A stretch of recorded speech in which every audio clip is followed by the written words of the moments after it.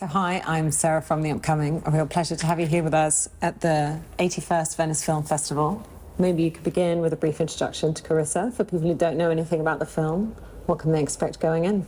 Fantastic. Hi, I'm Jason Jacobs, and this is Devon Delmar. Carissa is a film about a young woman, in a big way, is asked to discover another side of herself through an experience a transcendental experience. She is at the crossroads of having to make a choice between leading a very traditional life in her village, or kind of going and seeking a much more modern way of existence and being in the city. In the city, when a big golf estate company comes in to take over the land, a rooibos tea land of her grandfather, and in that process, her grandfather comes back into her life at the same time, and that's where the choice comes up. I can't say too much because I'd love for people to come watch it. And in terms of the inspiration for the story, what was the starting point? Was it this character? Was it this Carissa? Was it this very specific location, the Sederberg Mountains? Or was it something more thematic about this conflict of sort of tradition and modernity? I don't think there was a specific sort of genesis to the story that we can pinpoint. We started writing 7 years ago, and I think the journey has been one where we have discovered, or we did discover, what the story is about as we were making it. I don't think we came in with a very sort of determined idea or message that we wanted to impart or relate to anyone or convince anyone of anything. It just took shape naturally, and it was through exposure, it was just being in that space in the Sederberg Mountains in Wuppertal, where it's just a magical place. Like, it's so nice to be there. I went there again the other day just to hang out and not do anything with the film, just to be there again and reconnect with old friends. Because it's so, I think stories just come out there sort of by themselves. You just sit around the fire and you play guitar and someone tells them, oh, this happened, and just magical little things constantly occur. Like in the film, when the grandmother scoops water from the river and there's a little fish inside. That's an anecdote. It's just these tiny little moments of magic that come through, and I think the film was kind of based on this, these tiny experiences, and they all come together. But thematically, I think we relate to Carissa in a big way. And I think a lot of the youth of South Africa do, possibly the world, of what to do with our time, and who are we, and what are we supposed to be, especially if you have a conflicting kind of historical background, or the expectations placed upon you by tradition. And what does that mean? And what do you have to be? What does society want you to live up to? And being in 2024, and there's so many influences on us, especially Carissa, who tries to distract herself from these thoughts by just drowning herself in various social media and distractions.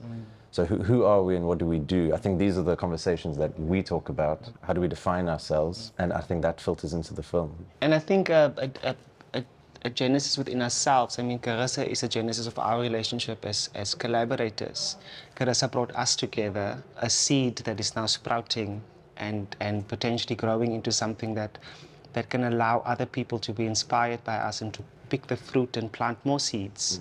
But in a big way also, I think that a genesis it was our own kind of aspirations to finding silence and quiet and solitude within ourselves, and not feeling so rushed by a world that's constantly asking of you to make something of yourself, to be by going to the city you have made it, kind of a thing.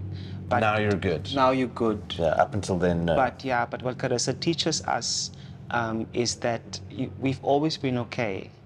You've always been worthy. You've always been good enough. You don't need to always aspire to kind of what you see in like a little form or a magazine or what people force upon you. And in the sense that this location, this isn't just a backdrop. This isn't something that you've just chosen because you like it as an environment, as an aesthetic thing for your film. Is very much integrated into the narrative. So can maybe you talk about how you collaborated with this community and how they sort of infused the narrative? What was that process like, and what was that experience like? It's a process and an experience that I wish for every filmmaker, every storyteller around the world. A process where a group of people who know you from nowhere, come rock up in your community, and allows you to spend time with them, and allows you to work with their aspirations, their dreams for their community. I mean, a big thing for the community is, especially for the elders, is how do we archive our history? But also how do we impart what we know onto young people? How do we inspire them to take what we have given them further? Because in a big way, the reality of modernity is a big threat, because young people aren't that interested in taking on what has been done before. So we hope and we pray that by working with the community, that we allow and we inspire young people to do so. And working with them has been such a blessing. Yeah. It has been a time of teaching, a time of learning, a time of being able to make mistakes, a time of being encouraged, being able to, for example, sleep in the houses of the people who were in the film and really build that relationship, build that connection. And the producer did Yankees and also the other producer, and also ourselves, I guess, and the people from the community, creating a sense that we are all here to make this happen. That no one here is more important than the other person, that the story is what we are striving for. That has been the most inspiring experience. And knowing that we can always go back, and we can always go back to be baptized again by the love and the warmth that those people have. Yeah, I was just remembering now going harvesting with them, with specifically with Edgar Valentine, who plays the representative of Montreal. So we live in his house, we sleep on his porch, we just hang out. But going to harvest the first couple of times, I think they still laugh at how we struggled, and I think how to harvest. It's pretty hard. It's pretty backbreaking work. That sort of also feeds the film. Our experience of going out into the field over the years, because we went back obviously many years overall, getting better. So I think that kind of aligns with Carissa's own journey of how you kind of adapt and really start and really work hard and find joy in the work. And it's really hard work, harvesting all day in the sun. I think our experiences in that community kind of is mirrored in the film. I can't imagine anyone else writing this exact story because it's so personal to what our experiences were, and someone like Wilhelmina is bringing so much of herself to it. This is the grandmother. Another actress would have taken that completely different direction, but that is Wilhelmina. That's her house. Those are her clothes, and she was just so fearless, fierce and fearless. And also being able to show her own vulnerability. Yeah. And for us to be able to see that, Yeah. And also how the physical labor of making the film, like we shot the first few days, we shot everything in the mountain or in the deep mountain, and then physically walking back for like 6 hours to get to the village again. And then having that physical experience really being pushed. We are now Carissa. We now have to walk so far to really understand the landscape. So it is embedded within us. The film, it's a kind of an inside-out experience, which is a reference to the American film. Yeah. Our blood and sweat is in that film. Definitely. Quite literally. We all had. I needed to get stitches at some point. We had all sorts of injuries, and it's just like we worked really hard. Everyone came in so, again, fearlessly. Like cast, crew, and the community themselves. I mean, they moved mountains for us to be there, and to organize various things. It was such a selfless kind of act. I think everyone believed in the story. It surprised me how much they believed in the story. I think just because they knew us and they thought, well, these are a couple of nice guys. I'm sure they make a nice movie. So we want to be part of this. I think I would assume that the village being so small, it's one WhatsApp that gets shared with everyone, and then suddenly everyone is involved. I mean, the bazaar scene was organized by the community. Yeah. They organized it. We had several meetings with the elders to ask permission to make the film, and then we had meetings with them to ask permission for them to do something that, for like a bazaar, is a very sacred thing for them, and they only do it once a year. So to ask for them to repeat it again was big, was very big, and then to also share with us their indigenous games and what they do, And the dance. and the real dance, the traditional real dance, getting the band in. I'm getting goosebumps thinking about it. That Wuppertal is famous for the dances. So it's the Graskoe Trappers, that's what they're called. And they've traveled overseas, that group of young people, with they normally wear red shoes. And they're known for that. It's, just to see it, it's my favorite scene. My favorite shot is in that scene as well, of just... I think I know what shot it is. It's my every time. But it's just so beautiful to see them, to see that community just leap hands and feet into telling the story with us. It was a humbling experience. Very much, yeah. And riffing off that, I guess, finding your Carissa and finding, why was Gretchen the right person and how did you work with her to develop the character? We have a history with Carissa, with Gretchen in the theatre. We worked with her before in the theatre space and time. And we just knew. Like, we didn't do any auditions, no casting. All the same with Gretchen's father, Elton Landrew. Yeah. We just knew it's him. This is the kind of project where when you submit to it 150%, it will lead you, it will guide, it will tell you what needs to happen, it will tell you where you need to go. The animals, the donkeys, like every time we were like, because there's a whole narrative of just the donkeys. Like if you watch the film, you realize the donkeys start somewhere and then they go through a journey themselves and they end up in the house, literally. So every element in the film was about, it asks of us to become very still and to strip ourselves from everything that we thought we knew as the outsiders or those who are coming in, and to really just go, leave yourself at the door, let the wind guide you, let your dreams that you have the night before tell you how you need to go about the next day. And Gretchen was able to teach us the power of collaboration. I think personally, out of everything, if you have to ask me why do I make films, it's because I love working with actors. I think actors are the most important beings in the world, like for me. I think actors are, they hold everything together. The ones that one can respect, of course. But when you work with someone like Gretchen, who is such a collaborator, who gives herself so wholeheartedly, you are bound to succeed. So I think she is our Kate Blanchett for us. She's our lifetime collaborator, I would hope. You find family in working with people like Gretchen, honestly. I wish it for every filmmaker to find their people, yeah.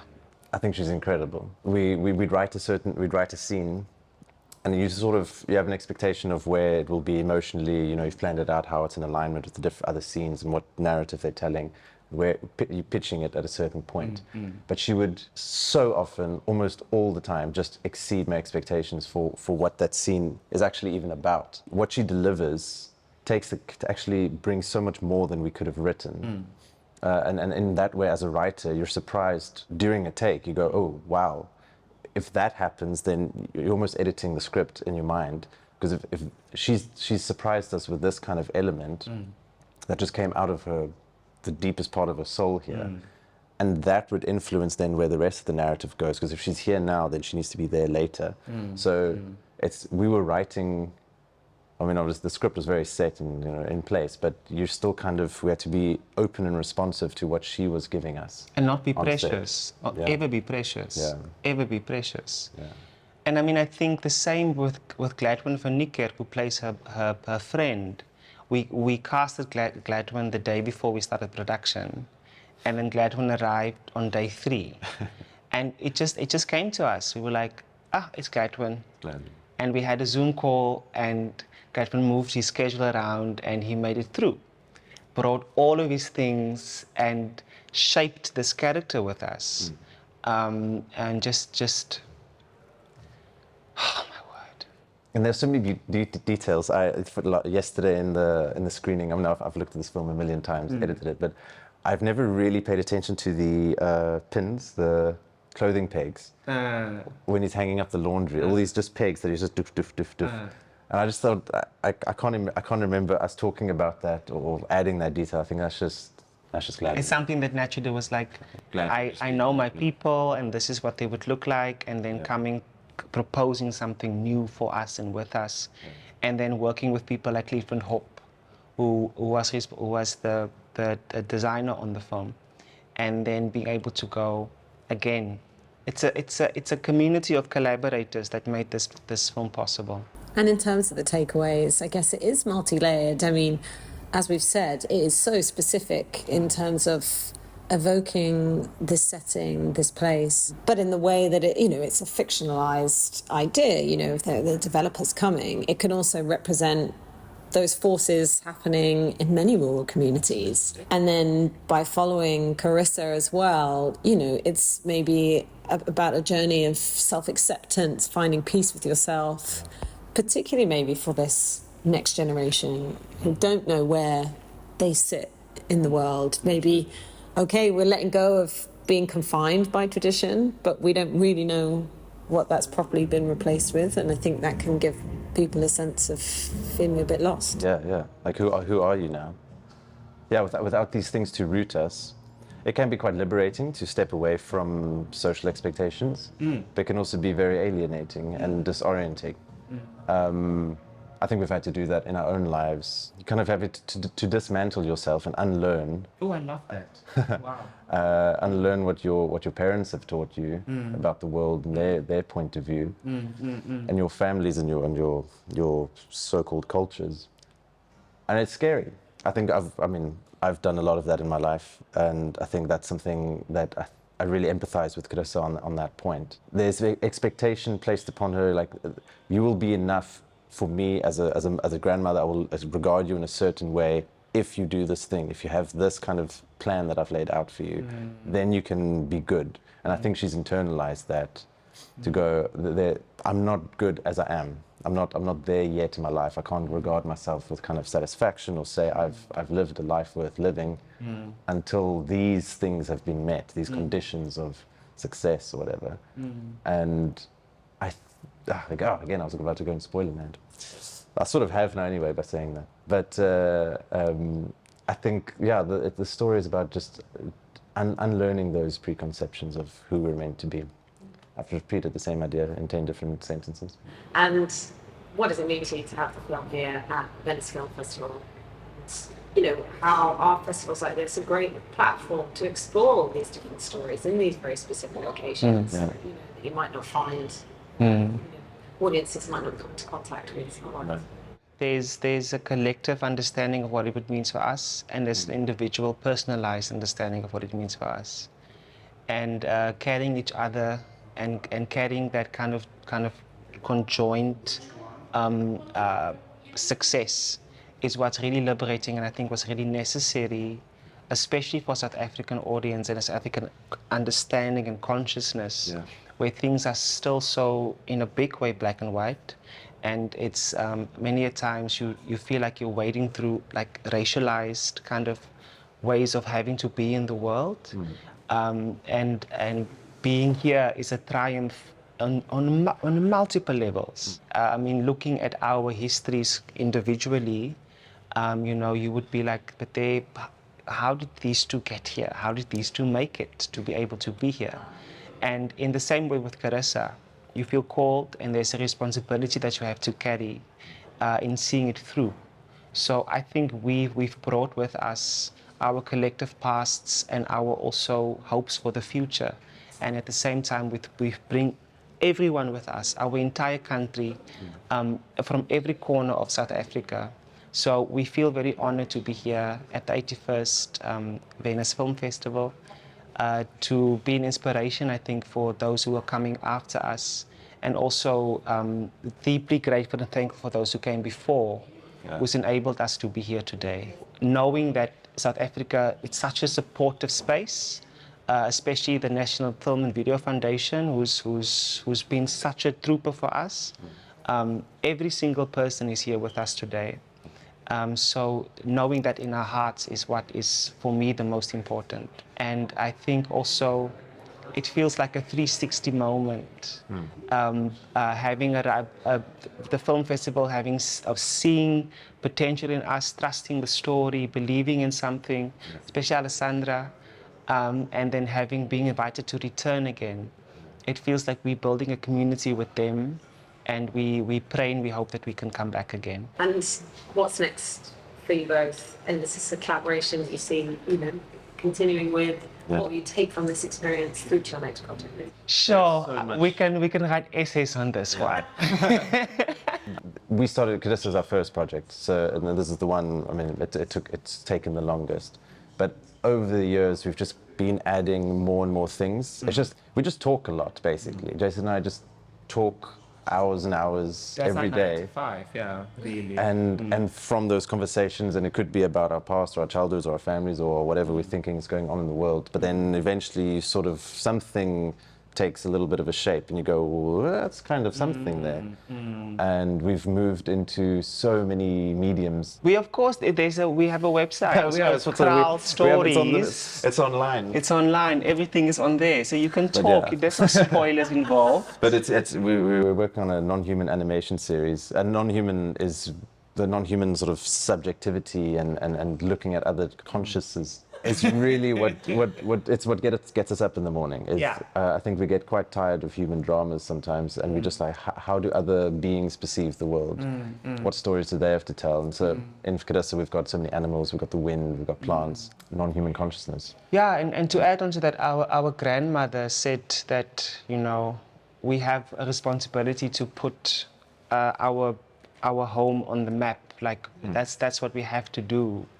And we live for that. And also we seek through our projects to create employment for young people. We make sure that people get upskilled. We make sure that we always find ways to work in communities similar to Wuppertal, where people who've never felt seen, that they feel seen. Like that's the most important thing for us. It doesn't matter if we are at the Venice Film Festival, or let's say a more humble festival, or whether it's channel or cable. An opportunity to put people's stories on the map, metaphorically, physically, literally. I mean, seeing the word Karkams and Pretoria in the program is such an achievement, and that is really it. It's rewriting history. It's being responsible to make sure that we make work where we don't repeat past mistakes, is to make sure that we make work where we don't put people into a victimhood narrative, where we don't seek out to tell stories about poverty and about things that puts them in a light that you don't necessarily want to see them in, and that is very, very important to us. And that's why I feel very blessed to be able to have meet him in this lifetime. I think we've worked together before in a previous lifetime, maybe as a non-human situation, but praying and hoping that this can continue and that we can find more ways to collaborate and make it happen. But it just keeps coming. Like, I think we have 3 features on the go. Yeah, and like series, VR film. Like theater, we're developing a theater project. I don't know, like. You're not sleeping very much. Like we might choreograph something, and it's not, people might think, oh wow, you're too busy, but really it isn't that. It's a project calls you at a specific time. It gives you a specific time to make it happen. The other projects that are meant to be will stay, and they will allow themselves to go into the shelf for a little bit, bake a bit, and then we're able to tap back into them again. It is incredible how they all kind of do that. They all move around each other. There's a deadline here for this one, and then the next one comes, and they all kind of. But it is kind of relentless as well. It has been tough to write so much. But everything we're writing about ourselves, and it all feels like a form of therapy. Just heading in, just speaking. It really truly is. We're getting things out of ourselves. Honestly, these projects has enabled us to work through the deepest depths of our own insecurities, and enabled us to really be very vulnerable with each other, and then share that with the world and hoping to inspire them. But one should never forget the women in our lives. they are the ones who hold space for us in the most profound way. And these are the ones who put us into these containers. I mean, we only work with, I don't know if you know this, but we only work with female producers. Yeah. Like, it just happened naturally. And most of our friends are female, or those who are in our lives. And our grandmother is a very important person in our life. So these women, these matriarchs who are holding space for us, who are enabling us to humble ourselves and to tell stories that where they shine. Yeah. Thank you. Thank you for asking. Really, congratulations on the film. Thank you so Thank much. you.